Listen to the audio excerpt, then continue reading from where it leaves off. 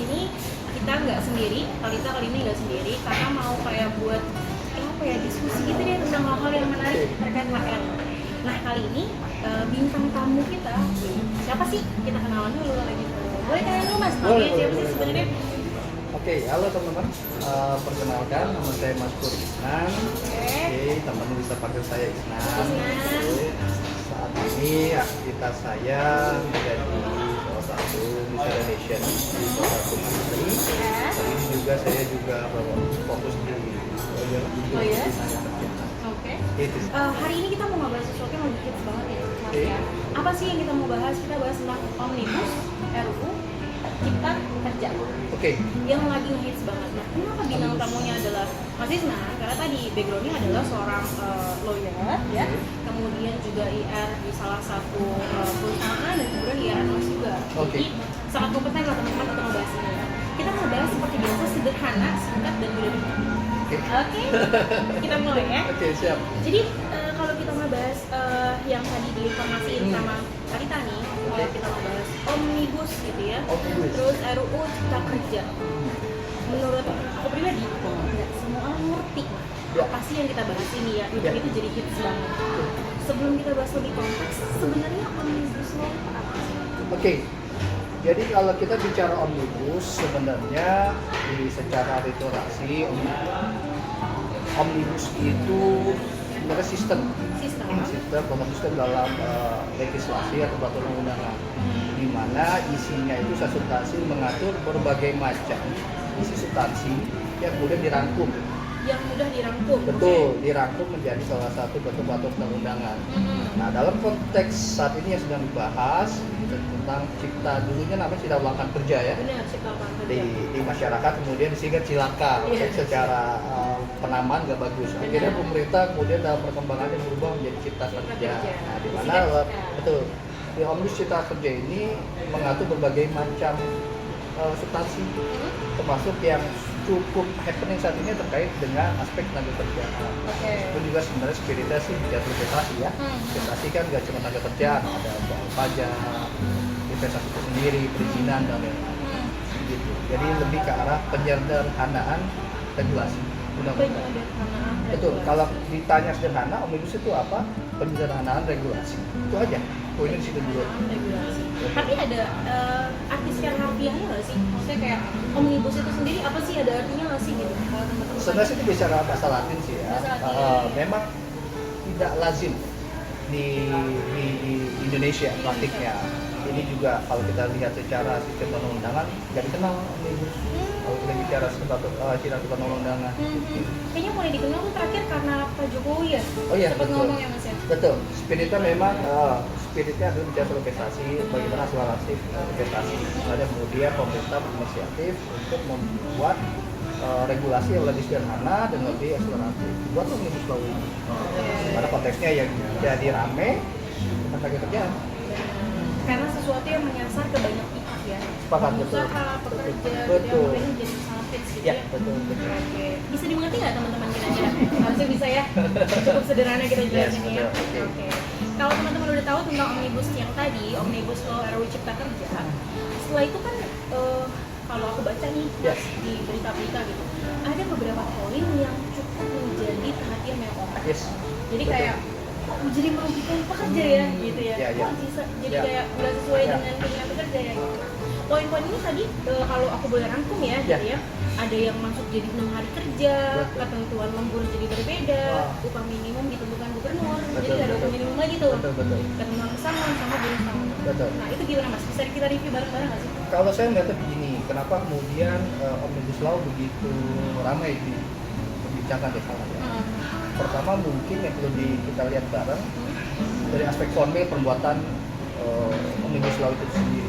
Jadi banyak pihak, terutama dari kalangan pekerja dan apalagi pekerja yang komplain, ini kok bicara undang-undang tentang aspek tenaga kerja tapi tidak jadi dilibatkan. Jadi secara formil ada pihak teman-teman yang nggak dilibatkan. Kemudian timbullah banyak perspektif yang cenderung negatif ya terhadap omnibus law. Kayaknya ada sesuatu yang disembunyikan, betul. Kenapa kemudian serikat pekerja, teman-teman pekerja nggak dilibatkan? Itu yang pertama, trigger yang pertama itu. Yang kedua baru masuk dalam sisi substansi, di mana substansi yang Mbak Talita sampaikan tadi. Meskipun kalau saya melihatnya begini, yang disampaikan teman-teman sebenarnya ada 3 hal yang menjadi titik krusial. 3 hal ya. Kalau coba lihat itu hanya bagi kecil, tapi 3 hal yang krusial yang kemudian jadi catatan dari teman-teman organisasi pekerja dan pekerja. Yang pertama adalah Omnibus Law ini dikhawatirkan menghilangkan keberlanjutan jaminan sosial, menghilangkan keberlanjutan pekerjaan. Yang ketiga, menghilangkan jaminan tentang pendapatan. Oke. 3 itu kekhawatiran itu yang muncul. Betul. 3 hal tersebut yang kemudian menjadi kekhawatiran teman-teman. Sebenarnya sih kalau kita boleh kritis secara objektif, memang sebaiknya dari awal prosedur teman-teman, proses pembuatan undang-undang ini teman-teman dari pekerja dan konsumen sudah dilibatkan. Kita nggak tahu ya, dilibatkan atau enggaknya kita nggak tahu, karena ada juga yang bilang sudah dilibatkan dan lain-lain. Tapi tanya selanjutnya, apakah yang dilibatkan ini merepresentasikan dari teman-teman pekerja dan ownership pekerja itu sendiri? Kita lihat itu dulu. Itu sih kayak gitu. Nah, saya melihat dari itemnya sebenarnya yang ada ya di dalamnya. Betul, itu masih kita kan sebenarnya masih menerka-nerka. Apakah memang pengaturannya serigid itu? Apakah memang mengatur hal tersebut? Karena masih ada pembahasan di DPR ya, di legislasi. Cuman saya bicara tidak mau menerka-nerka ya dari isi pasal tersebut. Karena kan beredar di saat ini draftnya itu macam-macam ya. Macam-macam banget. Macam-macam ya. Cuman saya coba kembali lagi ke pertama, saya lihat dari segi formilnya. Ketika teman-teman dilibatkan, teman-teman serikat pekerja dilibatkan, teman-teman wakil pekerja dilibatkan, saya yakin mungkin akan lebih baik ke pembuatan undang-undangnya. Sayangnya sejauh ini belum dilibatkan. Nah, itu mungkin yang menjadi dilemanya di situ. Pemicu awalnya gitu. Dengan teman-teman dilibatkan, besar harapan kan keterwakilannya terpenuhi, aspirasinya bisa tertampung. Benar. Yang jadi khawatir, Omnibus Law ini jangan-jangan itu hanya mengakomodir kepentingan segelintir. Itu kan yang nggak boleh. Iya, legislasi yang dibuat ini juga semata kepentingan segala pihak, segala stakeholder. Pemerintah, pengusaha juga wajib diakomodir, dan teman-teman pekerja. Begitu. Lebih ke situ sih yang menjadi concern.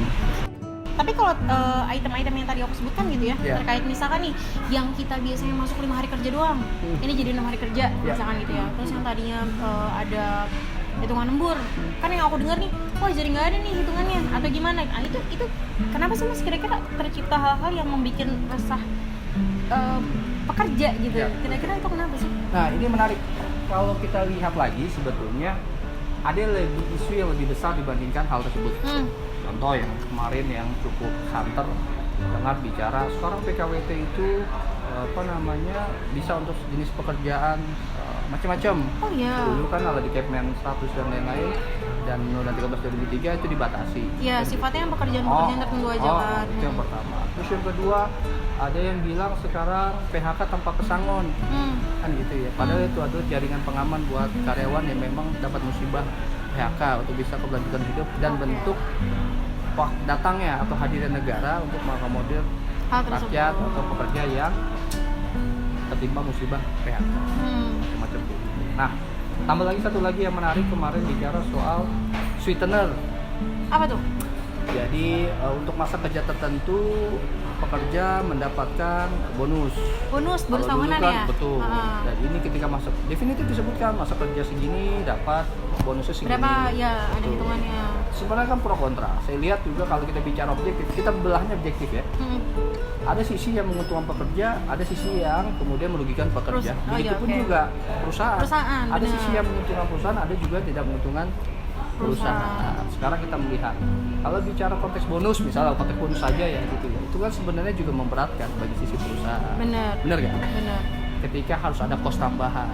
Sekarang biaya tenaga kerja kita saja sudah tinggi ya. Ditambah harus ada tambahan fixed cost tentang bonus. Karena bonus itu sifatnya sebenarnya tidak semua perusahaan memberikan ya. Betul. Dan apakah kemudian perusahaan punya kemampuan untuk memberikan bonus tersebut? Kan seperti itu. Tapi sisi pekerja ya ada benefit tambahan lah kan gitu ya. Hal-hal seperti itu juga perlu dilihat secara objektif. Belum lagi bicara soal misalnya tadi PKWT. PKWT di satu sisi sekarang itu mencari pekerjaan sangat sulit. Gak mudah. Benar. persaingan juga ketat. Benar. Angkatan kerja dan lain-lain juga sudah bertambah, tapi satu sisi dari segi kesempatan kerja atau lapangan bekerja makin lama makin menurun. Tidak malah makin banyak gitu ya. Betul, jadi itu hal yang berbanding.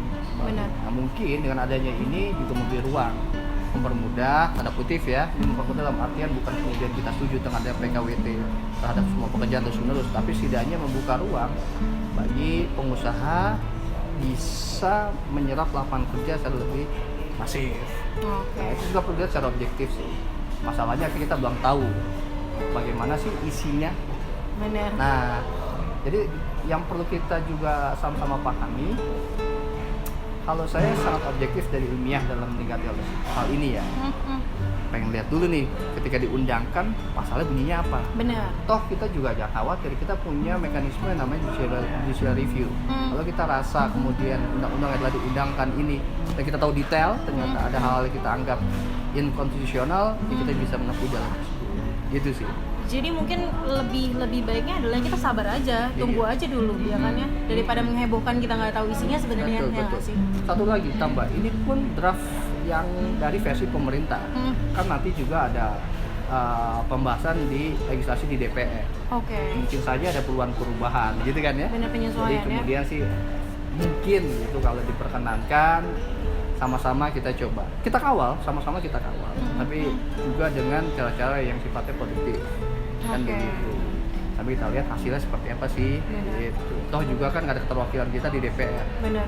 Draft pemerintah nggak 100%, tapi tetap juga ada nanti pembahasan di DPR. Di DPR. Nah, kita bisa melakukan aspirasi proses DPR tersebut. Oke. Kan gitu. Jadi kalau misalkan yang sempat Talita dengar nih ya Mas ya, kalau banyak banget pengusaha yang malah jadi resah Ya. bahwasannya bukan ini menciptakan lapangan kerja gitu ya buat orang-orang, tapi malah ini meresahkan bahwa pengangguran malah tambah banyak nih di Indonesia karena undang-undang ini gitu ya, Ya, karena ada plus minusnya dari apa yang diciptakan gitu ya. Kalau menurut Mas Inal sendiri, pandangan positif terkait dengan RUU Cipta Kerja ini apa sih? Oke. Omnibus Law? Sebenarnya begini, kalau bicara aspek positifnya saya melihatnya bahwa ini kan inisiatif yang coba dikeluarkan oleh pemerintah untuk menjawab permasalahan dari segi investasi. Permasalahan dari segi investasi. Oke. Untuk meningkatkan laju tingkat pertumbuhan ekonomi. Nah, yang menjadi catatan adalah ingat loh, di sini nggak cuma hanya bicara soal cipta kerja, oke, tapi nggak hanya bicara soal tenaga kerjaan, tapi juga aspek-aspek lain yang berkaitan dengan Banyak investasi. malah ya, banyak gitu. Hanya saja memang yang menjadi isu hanya klaster tenaga kerjaannya. Iya. Yang lain kan sebenarnya juga perlu dikaji sih. Iya, Itu juga benar. perlu dilihat secara komprehensif. Dari sisi yang lain saya pikir klaster juga cukup, juga klaster yang lain ya. Itu juga memberikan ruang yang positif bagi sisi iklim usaha dan para pelaku usaha. Benar. Kayak gitu. Itu yang pertama. Yang kedua sebetulnya sih yang patut kita sayangkan adalah kalau benar ya, bukan bicara asumsi, kalau benar memang pembahasan tidak melibatkan stakeholder terkait, pekerja, organisasi pekerja, nah itu sangat disayangkan. Oke. Nah, itu yang kemudian menjadi masalahnya, Oke. kan gitu. Saya pikir spiritas sebenarnya bagus untuk bagaimana meningkatkan investasi, meningkatkan produktivitas, tingkat ekonomi tumbuh, daya beli masyarakat tumbuh, kesejahteraan pekerja dan keluarga juga bisa meningkat. Kan Oke, sebenarnya benar. spiritas itu.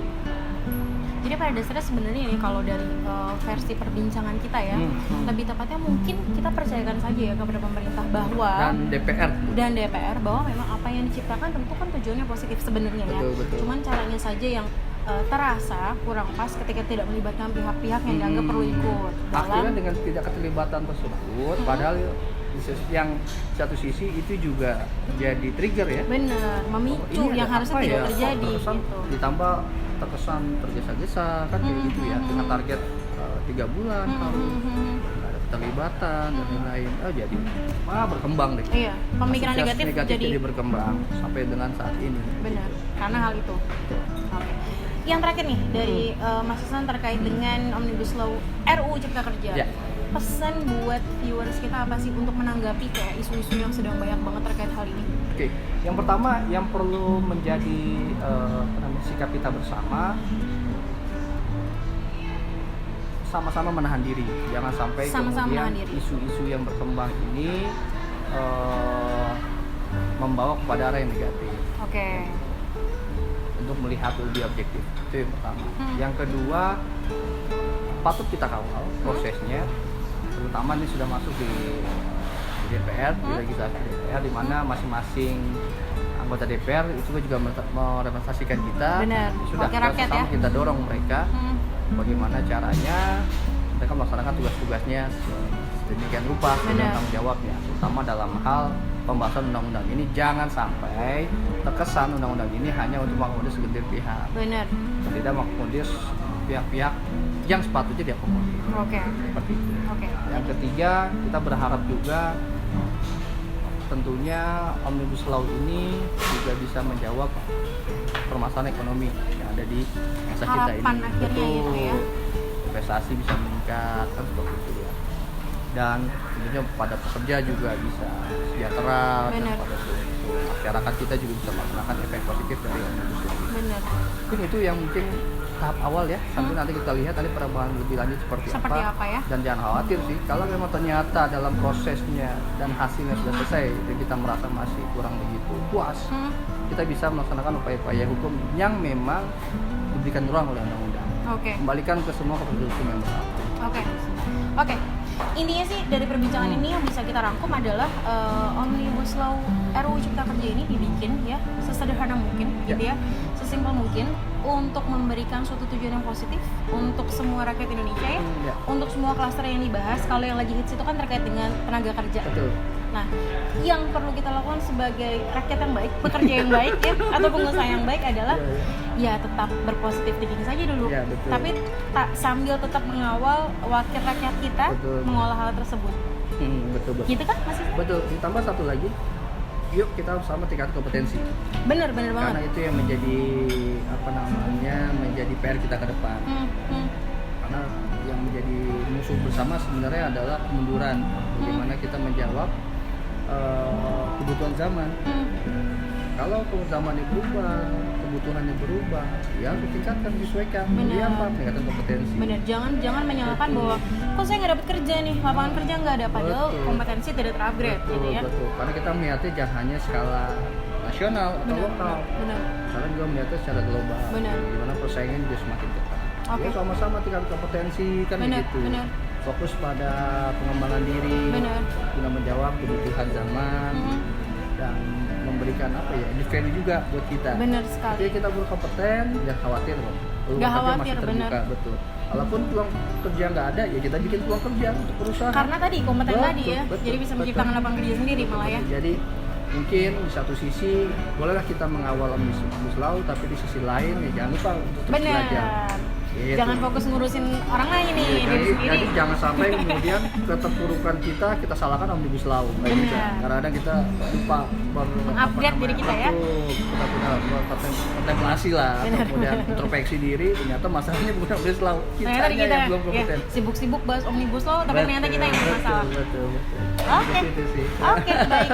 Kayaknya poin-poinnya udah cukup terwakili teman-teman ya. Semoga bisa dipahami sih. Tapi kalau memang ada yang bingung-bingung atau mau nanya, boleh di kolom komen, nanti di-mention ke Mas Isnannya. Boleh. Di informasi dong sosial media yang mau dikasih. Apalagi coba tadi dokter hukum atau IG-nya mau dikasih tahu kita juga boleh. Oke, kalau IG ku namaku saja untuk Mas Boris Isnan. Kalau untuk website atau media hukum online, kita lagi manage www.dokterhukum.com. www.dokterhukum.com. Bagi teman-teman yang mau ngelihat pembicaraan terkait dengan hukum ya kekinian, boleh main ke sana. Gak usah ketemu lawyernya langsung, main ke website-nya juga bisa mewakili. Oke, cukup ya sampai sini ya. Oke, terima kasih banyak Mas Isnan untuk kehadirannya. Kita salaman ulang. Sip, terima kasih banyak atas waktunya. Semoga bermanfaat buat teman-teman. Bicara HR hadir untuk memberikan informasi yang bermanfaat untuk teman-teman semua. Terima kasih. Assalamualaikum warahmatullahi wabarakatuh.